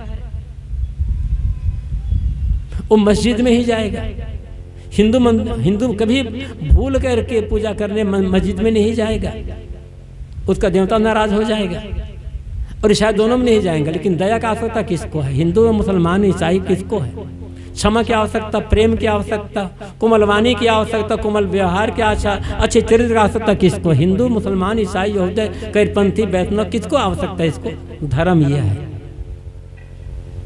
मंदिर, मस्जिद, गिरजा, गुरुद्वारा, मठ, आश्रम विश्वास है। अब विश्वास से जीवन नहीं बदलता, जीवन बदलता है चरित्र से, आचरण से, सत्कर्म से, सद्व्यवहार से। और वही हम छोड़ते चले जा रहे हैं, उसी को भूलते चले जा रहे हैं। आप जिसको मानते हो मानो, किसी भी आदमी को कुछ मानने के लिए विवश नहीं किया जा सकता, और विवश करना अपराध है। क्यों हम विवश करें कि मैं मार रहा हूं, मैं कईरपंथी हूं तो तुम भी कईरपंथी हो जाओ? ये क्यों विवश करूं? मैं अपना मानता हूं, आप अपना मानते हो। लेकिन हम और आप जब मिले तब आवश्यकता क्या है? सहृदयता की, मनुष्यता की, आपसी प्रेम व्यवहार की, सेवा की, दूसरे के सहयोग की। बस धर्म यह है। आपकी मान्यता अपनी जगह पर, मेरी मान्यता अपनी जगह पर, और इसी से ही हमारे जीवन में शांति आएगी। ये सुंदर व्यवहार, सुंदर कर्म, सुंदर आचरण, सुंदर चरित्र से ही मन का तनाव दूर होगा, अशांति दूर होगी, और परस्पर सुंदर व्यवहार से भाईचारा होगा, समता होगी, एकता होगी, धरती स्वर्ग बन जाएगी। मरने के 50 स्वर्ग जाने की आवश्यकता नहीं पड़ेगी। फिर मरने के बाद स्वर्ग की कल्पना नहीं करनी पड़ेगी। मरने के बाद स्वर्ग जाने की कल्पना क्यों करते हो? धरती स्वर्ग बनाने का प्रयास क्यों नहीं करते? घर को स्वर्ग बनाने का प्रयास नहीं करते? घर घर में पति पत्नी में लड़ाई चल रही है, पिता पुत्र में लड़ाई चल रही है, भाई भाई में लड़ाई चल रही है, सास बहू में लड़ाई चल रही है, और सब भगवान के भगत मरकर स्वर्ग जाना चाह तो घर को बनाए हो नरक। मरने पर मिलेगा स्वर्ग, धोखे में मत रहना। आज जो होगा वो मरने के बाद होगा। आज हम किस माहौल में जी, नरक में या स्वर्ग में? जिस माहौल में हम जी रहे हैं, जिस परिवार में हम जी रहे हैं, उस परिवार का माहौल हमने कैसा बना रखा है, ये समझो। मान्यता भी अलग अलग होगी। एक परिवार में मैं गया था, एक प्रदेश की बात, एक प्रदेश में पिता हैं और 3 बेटे हैं। पिता कबीरपंथी है, कबीर साहब विचारों मानने वाला। एक बेटा स्वामी नारायण का भगत है, एक बेटा किसी दूसरे का भगत है, एक बेटा हनुमान का भगत है। 4 पुरुष हैं, और पिता और पुत्रों के विचार में, मान्यता, पूजा पाठ में एकदम विरोध है, लेकिन चारों में बड़ा आपस में सुंदर व्यवहार है, सुंदर में बड़ा प्रेम है। तीनों बेटे अपने पिता को बहुत आदर देते हैं, धर्म वहां है। पूजा पाठ अपनी अपनी जगह पर करते हैं वे लोग, लेकिन इस पूजा पाठ को अपने अपने जो मान्यता है उसको लेकर के व्यवहार में लड़ते झगड़ते नहीं है। तू मैं नहीं करते, मेरा बड़ा तुम्हारा छोटा, ऐसा नहीं है। सबका सहयोग है परस्पर। ये तो अंतर रहेगा है, इसको मिटाने की आवश्यकता क्यों हम जिद करें कि हमारा विचार ही आप मानो। अच्छा लगेगा मानोगे, नहीं लगेगा नहीं मानोगे। हम जिद क्यों करें अपनी बात को मनवाने के लिए? आपको अपनी बातें हम कह सकते हैं, आपको अच्छा लगेगी, मेरी बातें अच्छी लगेगी मान लोगे, नहीं मान लगेगी छोड़ दोगे। एक यही है। लेकिन आज धर्म गुरु लोग जो नरक बना रहे हैं दुनिया को, ऐसे ऐसे कट्टरता पूर्वक भाषण देने लगे हैं। ये किसी एक मतपंथ की बात नहीं कर रहा हूं, तमाम मतपंथ के धर्म गुरु लोग, जिन धर्म गुरुओं का काम है समाज में शांति फैलाना, आज वो अशांति फैलाने का काम कर रहे हैं। और उसके पीछे सिर्फ क्या है? ऐसे ऐसे बयान दे रहे हैं, ऐसे ऐसे स्टेटमेंट दे रहे हैं। उसके पीछे उद्देश्य क्या है? सिर्फ प्रसिद्धि की कामना। एक विरोधात्मक बात कर दो, कुछ लोग विरोध आ जाएंगे, रातों रात आपकी प्रसिद्धि पूरे भारत में, दुनिया में फैल जाएगी। आजकल तो सोशल मीडिया का जमाना है। प्रसिद्धि पाना चाहते हो, किसी को किसी देवी देवता, किसी धर्म वाले को गाली दे दो बस। जो लोग आपको जानते नहीं थे वो सब जान जाएंगे और आप पीछे दीवाने बन जाएंगे। दुर्भाग्य। ये किसी एक मतपंथ की बात मैं नहीं कह रहा हूं, हर जगह की यही बात है, हर जगह की यही बात हो रही है। खैर हम उतने बड़े आदमी नहीं, हम तो एक छोटे आदमी हैं। हम जहां रहते हैं कम से कम वहां तो अशांति फैलाने का काम ना करें, लेकिन पहले अपनी अशांति दूर करनी होगी। हम स्वयं अशांत हैं, दूसरों को शांत करना चाहते हैं, कैसे होगा? हमें अपने जीवन को बदलना होगा, अपने स्वभाव, अपने कर्म, अपना व्यवहार, अपने चाल चलन, अपने आचरण, इनको बदलना होगा। पहले हम बदलेंगे, फिर धीरे धीरे हमारे स्वभाव आचरण से, हमारे शांति से, हमारे क्रियाकलाप से दूसरे प्रभावित होंगे। धीरे धीरे वो बदले, न पूरा बदले, कुछ न कुछ प्रभाव तो पड़ेगा। आग के पास जाने से मान लो आग कमजोर है, पूरी ठंडी दूर ना होगी, कुछ तो दूर होगी ना। सुधार अपने से होता है। पूरे समाज को आज तक कोई बदल नहीं सका है, शुरुआत अपने से ही किया। ये बुद्ध और महावीर की धरती है। बस बिहार तो हम लगे हुए क्षेत्र ही है ना, इस क्षेत्र में बुद्ध और महावीर की कितनी यात्राएं होती रही होगी। पहले उन्होंने समाज को बदला या अपने को बदला? या कोई भी महापुरुष ले लो, कबीर हो, नानक हो, या अन्य और जो दयानंद हो, विवेकानंद हो, या कोई और महापुरुष हो, पहले उन्होंने अपने को बदला और उन्हीं के नाम पर हम बांटने का काम किया। जिन महापुरुषों ने समाज को जोड़ने का काम किया, उन्हीं के नाम पर हम बांटने का काम कर रहे हैं। क्योंकि स्वार्थ आ गया, अहंकार आ गया, मूल बातें भूल गई। आज हमने मान लिया अधिक वैभव, ऐश्वर्य और अधिक प्रसिद्धि यही जीवन का उद्देश्य है। भक्ति भूल गई। जिस भगवान पूजा करते हो भगवान भूल गए।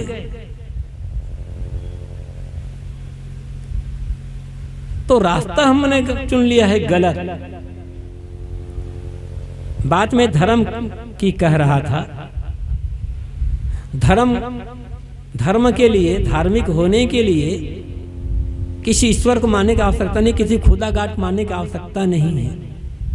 ये हमारी मान्यता, हमारा विश्वास है। मानस आप लोग बहुत परिचित हैं, मानस से बहुत पढ़ते हैं। मानस गोस्वामी जी बार बार कहते हैं राम का नाम लो, राम का नाम लो, राम का नाम लो। राम के नाम से मुक्ति मिलेगी, ठीक है, उनकी मान्यता है, उनका विश्वास है, वही हम गलत क्यों कहें। लेकिन जब धर्म की बात आती है तो गोस्वामी जी क्या कहते हैं, राम का नाम बिल्कुल नहीं लेते, धर्म की बात आती है वो क्या कहते हैं, धर्म न दूसर सत्य समाना, आगम निगम पुराण बखाना। वे शास्त्रों में वर्णन करके विस्तार से कहा गया है कि दुनिया में सत्य का आचरण, सत्य के ज्ञान, सत्य व्यवहार के समान दूसरा कोई धर्म नहीं है। ये सत्य की आवश्यकता किसके लिए है, किस जाति वालों के लिए, किस मत पंथ वालों के लिए, किस पूजा पाठ करने वालों के लिए, स्त्री के लिए कि पुरुष के लिए कि साधु के लिए, गृहस्थ के लिए, सत्य का आवश्यकता किसके लिए। आप अपने लिए झूठाई का व्यवहार चाहते हो या सत्यता का व्यवहार चाहते हो, बस यहाँ पर विचारिए। दुनिया में कोई भी आदमी अपने लिए झूठाई का व्यवहार नहीं चाहता, चाहे वो कुछ भी मानता हो, अपने लिए सच्चाई का व्यवहार चाहता, बस यही धर्म है। फिर राम का नाम लेते हो कि रहीम का नाम लेते हो, वो आपका विश्वास है। तो गोस्वामी जी कहते हैं धर्म दूसरा सत्य समाना। फिर आगे वो क्या कहते हैं, परम धर्म श्रुति विदित अहिंसा, पर निंदा सम अग्न गरीसा। श्रुतियों में कहा गया है कि अहिंसा परम धर्म है। आप अपने लिए हिंसा का व्यवहार चाहते हो या अहिंसा का व्यवहार चाहते हो, प्रेम का व्यवहार चाहते हो या बैर का, क्रोध का व्यवहार चाहते हो, क्या चाहते हो, सोच लो। फिर धर्म को बड़ी आसानी से समझ सकते हो। कोई मनुष्य अपने लिए हिंसा का, बैर का, क्रोध का व्यवहार तो नहीं चाहता। हर आदमी अपने लिए अहिंसा का, दया का, करुणा का, प्रेम का व्यवहार चाहता है। बस धर्म यही है। फिर जिनका नाम लेना चाहते हो, जो पूजा करना चाहते हो करो। पर निंदा समाग्न गरीसा। गोस्वामी जी कहते दूसरों की बुराई करने के समान कोई अघ, कोई पाप नहीं है। और आज तमाम लोग दूसरे मतपंथ, दूसरे के गुरु, दूसरे के भगवान, दूसरे देवी देवताओं की निंदा करने में खूब कमर कस के जुटे हुए हैं और इसको श्रेय दिया जा रहा है। कैसे समाज को तोड़ा जाए, कैसे विभाजन किया जाए, वोटों की राजनीति है ना। मैं किसी पार्टी से बिलोंग नहीं करता, मुझे किसी पार्टी से मतलब नहीं है। सभी पार्टी वाले हमारे ही हैं, हमारे देश के ही हैं। लेकिन आज निंदा, दूसरे की निंदा, गाली देने का काम करो बस। रोज मानस का पाठ करेंगे और दूसरे बुराई करने में डटे हुए हैं। और गोस्वामी जी कहते हैं पर निंदा सम अग्न गरीसा। दूसरे की निंदा करने समान कोई पाप नहीं है। फिर आगे चले, धर्म की बात चल रही है। गोस्वामी जी क्या कहते हैं, परहित शरीर धर्म नहीं भाई, पर पीड़ा सम नहीं अधमाई। हे भाई, दूसरों की भलाई करने के समान कोई धर्म नहीं है। आप अपने लिए क्या चाहते हो, भलाई या बुराई? सोच लें, बस उत्तर मिल जाएगा।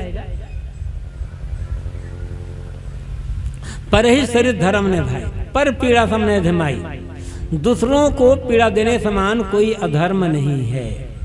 और आज हम क्या काम कर रहे हैं? तो मूल बात जो है वो बात हम भूलते चले जा रहे हैं। मूल आवश्यकता, मैंने कहा था, मूल आवश्यकता सबकी एक है। मूल आवश्यकता सबकी मांग एक है, शांत, मानसिक प्रसन्नता, प्रेम, दया, क्षमा का व्यवहार। इसलिए कबीर साहब ने कहा, पोथी पढ़ पर जगमुआ पंडित भया न कोई, ढाई आखर प्रेम का पढ़े तो पंडित हो। प्रेम का ढाई आखर पढ़ता है। पढ़ने मतलब खाली प्रेम प्रेम पढ़ना नहीं है, प्रेम रटना नहीं है, प्रेम पर कोई लेख लिखना या प्रेम पर व्याख्यान देना नहीं है, किंतु प्रेम का प्रेम पूर्ण व्यवहार करना है। अपने लिए हम प्रेम चाहते हैं ना, तो दूसरे लोग क्या चाहते हैं? मत पंथ संप्रदाय, जाति वर्ण वर्ग मत मजहब, इस सारे भेदभाव से रहित होकर जो मनुष्य मात्र के साथ प्रेम का व्यवहार करता है वो पंडित है। कहाँ पैदा हुआ, किस जाति में पैदा हुआ है, पढ़ना जानता है या नहीं जानता है, कोई मतलब नहीं होता है। कबीर साहब पंडित होने के लिए बेशास्त्र पढ़ने की आवश्यकता नहीं है, स्कूल जाने की आवश्यकता नहीं है। कुछ लोग कहते हैं अरे कबीर तो पढ़े लिखे नहीं थे, इसलिए कह दिए पोथी पढ़ पढ़ जगमा पंडित भयाना कोई, ढाई आकर प्रेम का पढ़े तो पंडित न हो। जो पढ़ना जानता नहीं है, जो पढ़े नहीं वो पढ़ने का महत्व क्या जानेगा। ऐसे लोग अधूरे हैं, कबीरवाणी को समझने का प्रयास नहीं करते। साहब यहाँ पढ़ाई लिखाई का खंडन नहीं कर रहे हैं, साहब का जोर है मनुष्य मात्र के साथ प्रेम पूर्ण व्यवहार करने को। पढ़ाई लिखाई का खंडन थोड़े इसमें, जोर किस बात पर है? महाभारत में बात आती है, युधिष्ठिर से पूछा गया है, वो तो लेखक अपनी बात करवाता किसी पात्र से, पंडित कौन? तब युधिष्ठिर ने ये नहीं कहा है कि जो अमुक जाति में पैदा हुआ है वह पंडित है। जो इतना पढ़ा लिखा है, इतनी भाषाओं का, इतने विषयों का ज्ञाता है, वह पंडित है। इसलिए नहीं कहते कि जो वेदशास्त्र का ज्ञाता है वह पंडित है। इनको तो लताड़ दिया गया है एकदम। कबीर साहब तो इतना ही कहते हैं कि पोथी पढ़ पढ़ जगमा पंडित भयाना कोई, ढाई आकर प्रेम का पढ़े तो पंडित होए। ये पोथी पढ़ने वाले को तो युधिष्ठिर मूर्ख कहते हैं। देख ले महाभारत में उन्हीं की बात, पटका पाठकाश्च चान्य शास्त्र विचिंतका सर्वे व्यसनिनो मूर्खा यह क्रियावान पंडिता। ये युधिष्ठिर ने कहा है महाभारत में। पटका पढ़ने वाले, पाठका पढ़ाने वाले, हम लोग भी पढ़ने पढ़ाने वाले हैं, पढ़ते हैं पढ़ाते हैं, और हम लोग भी इसी में आ जाएंगे। तो पटका पाठका पढ़ने वाले पढ़ाने वाले, चा अन्य शास्त्र विचिंतका, और अनेक शास्त्रों चिंतन मनन करने वाले, तमाम शास्त्र हैं इनका चिंतन मनन करने वाले कैसे हैं? सर्वे व्यसनिनो मूर्खा, सभी व्यसनी हैं और मूर्ख हैं। कौन बचा फिर? कुछ लोग पढ़ रहे हैं, पढ़ा रहे हैं, विद्यालय में कॉलेज में टीचर से पढ़ाते हैं, स्टूडेंट विद्यार्थी पढ़ते हैं, मठ में आश्रमों में गुरु पढ़ाते हैं, शिष्य पढ़ते हैं, उस्ताद पढ़ाता है, शागिर्द पढ़ता है, पढ़ते हैं, सब तो हैं पढ़ने पढ़ाने वाले। और युधिष्ठिर क्या कहते हैं? सभी व्यसनी हैं और मूर्ख हैं। तो क्या युधिष्ठिर पढ़ने पढ़ाने का विरोध कर रहे हैं? विरोध नहीं है, जोर किस बात पर है? तो पंडित कौन? यह क्रियावान, जो चरित्रवान है वो पंडित है, जो आचरण संपन्न है वो पंडित है, जो सदाचार में जीवन जी रहा है वो पंडित है। कहाँ पैदा हुआ, किस जाति में, कोई भी हो। तो बात चाहे प्रेम की हो, जब प्रेम की भाषा हम पढ़ेंगे, प्रेम पर जोर देंगे, तो चरित्र अपने आप उज्जवल होगा। जिसका चरित्र उज्जवल है वो प्रेम, उसका सारा व्यवहार प्रेम पूर्ण ही तो होगा। तो जोर किस बात पर है? जोर आचरण पर है, चरित्र पर है। और एक बात सदैव याद रखिए, मत पंथ संप्रदाय कुछ भी हो, हर मनुष्य के मन में चरित्रवान के लिए एक सुरक्षित कोमल जगह होती है, भले वो आदमी चरित्रवान हो या ना हो, दुष्चरित्र ही क्यों ना हो, लेकिन कहीं ना कहीं उसके दिल का एक कोना चरित्रवान के सामने झुकता ही झुकता है। सदैव याद रखना होगा हम सबको, आदमी के चित्र की पूजा नहीं होती है, आदमी के चरित्र की पूजा होती है। चित्र में ये खाली चेहरा नहीं, मठ मकान दुकान गाड़ी घोड़ा रुपये पैसे जमीन जायदाद पद प्रतिष्ठा सब चित्र में आ जाएंगे। बुद्ध और महावीर की पूजा उनके किसके लिए होती है? राजा बेटे इसलिए। हजरत मोहम्मद एक गरीब के बेटे थे, किस लिए पूजा होती है? चरित्र कारण से, गुणों के कारण से, आचरण के कारण से। ईसा मसीह बढ़ई के बेटे थे, यीशु बढ़ई के मरियम से पैदा हुए थे, किस लिए पूजा होती है उनकी? ईसा लोग क्यों मानते हैं? चरित्र के कारण से। इसलिए आदमी के चित्र की पूजा नहीं होती, पूजा चरित्र की होती है। आदमी के कैरियर की पूजा नहीं होती, पूजा कैरेक्टर की होती है। दुर्भाग्य है कि आजकल लोग कैरियर बेस का कैरेक्टर बनाना चाहते हैं। जो कैरियर बेस का कैरेक्टर बनाएगा अंत में से रोना ही पड़ेगा। कैरियर काम नहीं आएगा, कैरेक्टर ही काम आएगा। और जिसका कैरेक्टर सही होगा, चरित्र सही होगा, उसका जीवन व्यवहार प्रेम पूर्ण ही होगा, वो धार्मिक ही होगा, वो सच्चा पुजारी वही होगा। इसलिए किस पर जोर देना है? जोर उस पर देना है। स्वामी शंकराचार्य कहते हैं, बात में इसलिए कर रहा हूं, जो लोग कहते हैं कि कभी पढ़े लिखे नहीं थे इसलिए वहां पोथी पढ़ने का खंडन करते हैं, वो लोग अपनी भी बात कहाँ समझते हैं। स्वामी शंकराचार्य विवेक चूड़ामणि में कहते हैं, अविज्ञाते परे तत्वे साथाधिष्ठितु निष्फला, विज्ञाते अपि परे तत्वे साथाधिष्ठितु निष्फला। यदि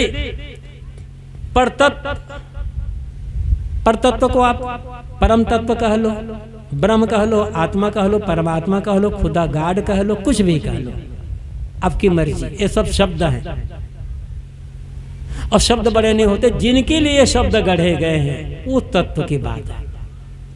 अविज्ञाते परे तत्व, यदि तमाम शास्त्रों को पढ़ने के पश्चात उस परम तत्व का ज्ञान नहीं हो पाया तो साथाधिष्ठितु निष्फला। स्वामी जी कहते हैं तुम्हारा शास्त्र अध्ययन निष्फल गया, बेकार, निष्प्रयोजन ही हुआ।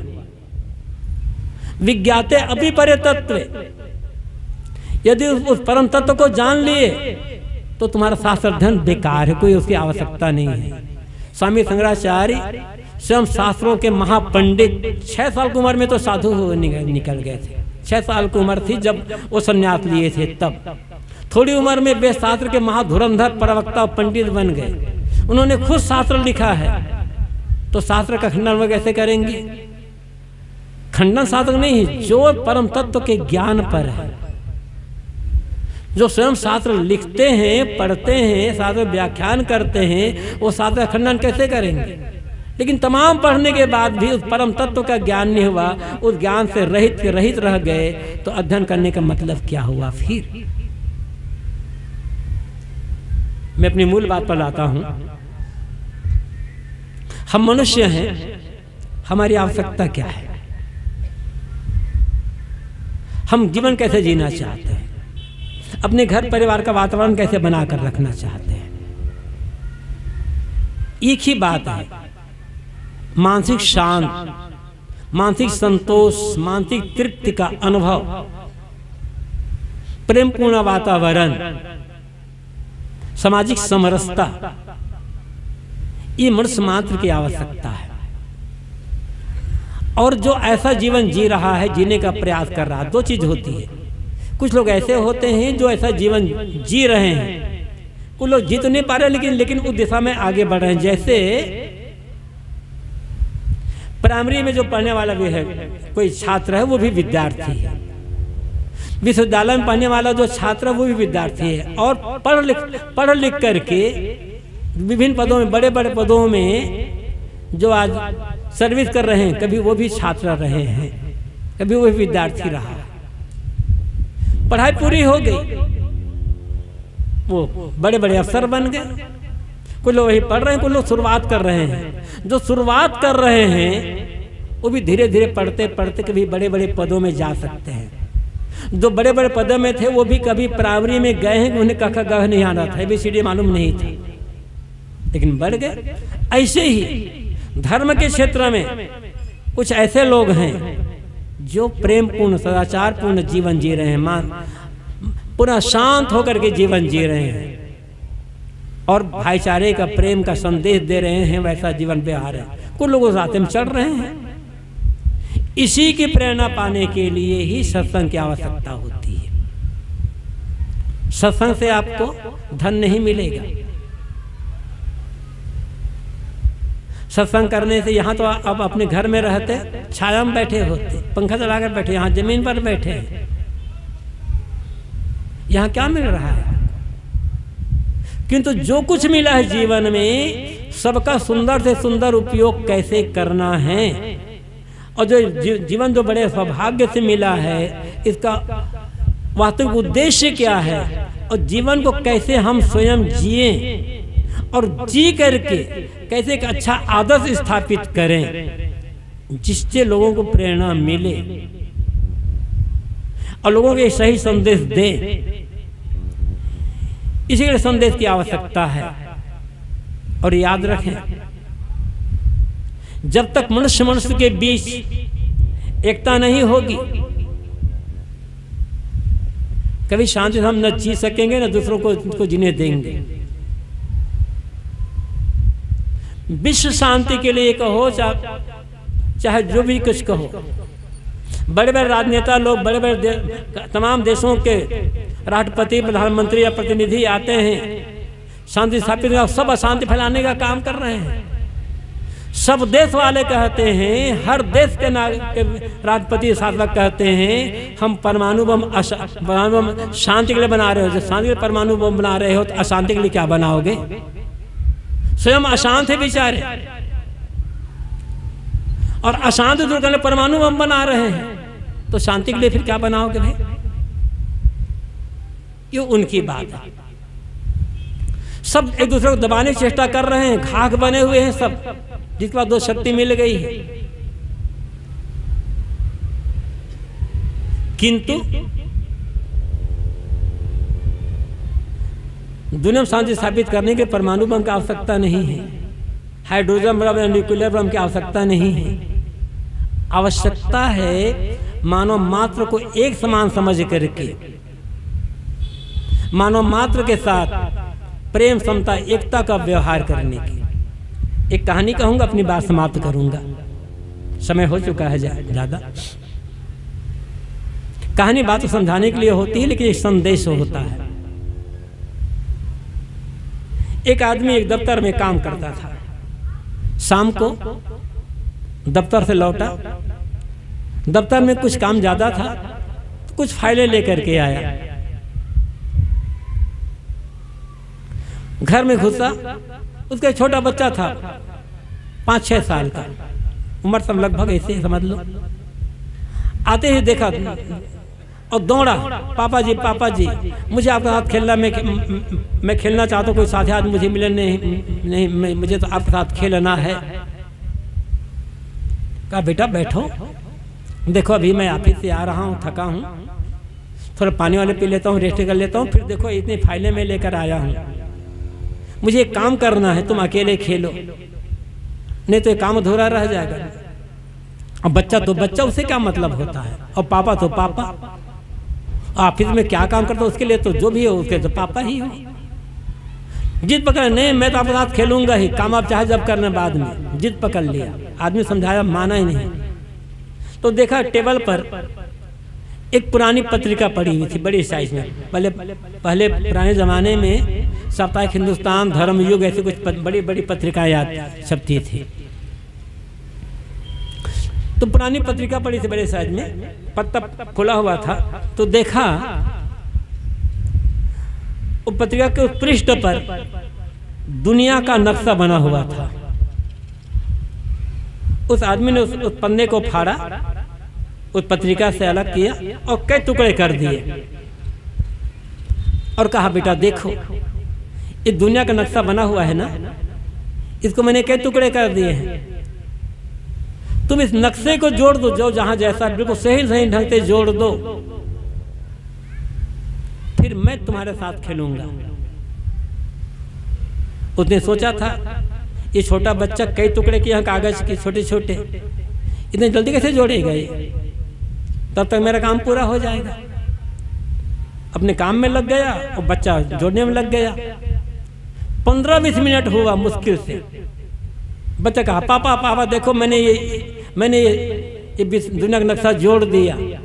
आदमी हैरान हो गया, कितना जल्दी तो मैं भी नहीं जोड़ सकता था, इतने टुकड़े किए थे, मुझे भी समझने में समय लगता, इतना जल्दी इसने कैसे जोड़ दिया। पूछा बेटा तुमने इतने जल्दी जोड़ा कैसे? कि पापा बहुत सरल था,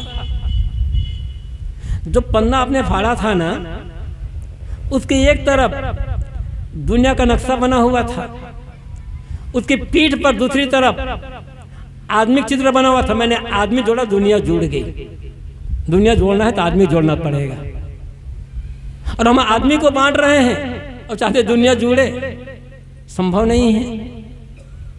मत पंथ के नाम पर बांट रहे हैं, जातिवाद के नाम पर बांट रहे हैं, संप्रदाय के नाम पर बांट रहे हैं, राजनीति के नाम पर बांट रहे हैं, धन दौलत के नाम पर बांट रहे हैं, पूजा पाठ के नाम, तमाम नाम पर हम बांटने काम कर रहे हैं आदमी को, और चाहते हैं विश्व शांति हो जाए। नहीं होने वाले। पहले हमें शांत होना है, अपने कर्म, अपने व्यवहार, अपने आचरण, अपनी चरित्र, अपनी चाल चलन सबको सुधारना होगा। सुधार अपने से होगा। सोच लें, मैंने कहा था कसौटी अपने करो, जो जैसा जैसा आपका स्वभाव संस्कार है वैसे घर वालों दूसरे को हो जाएगा तो आप क्या फील करोगे। इसलिए स्वयं शांति से जीना है, दूसरों भी शांति में सहायता करना जो बन सके। प्रेम, समता, एकता का व्यवहार, यही कबीर साहब का संदेश है। और ये कबीर साहब संदेश नहीं है, दुनिया के सभी महापुरुषों के संदेश है। महापुरुषों के संदेश को समझना होगा, जीने का प्रयास करना होगा, तब धीरे धीरे अपने जीवन में समाज में शांति आएगी, फिर हमारी दुनिया ही स्वर्ग बन जाएगी। मरने के बाद स्वर्ग जाने कामना करने की आवश्यकता नहीं होगी। समय काफ़ी ज़्यादा हो चुका है, काफ़ी देर से आप लोग बैठे हुए हैं। आप सबको धन्यवाद कि इस गर्मी में बैठे हुए हैं और अपनी वाणी को विराम।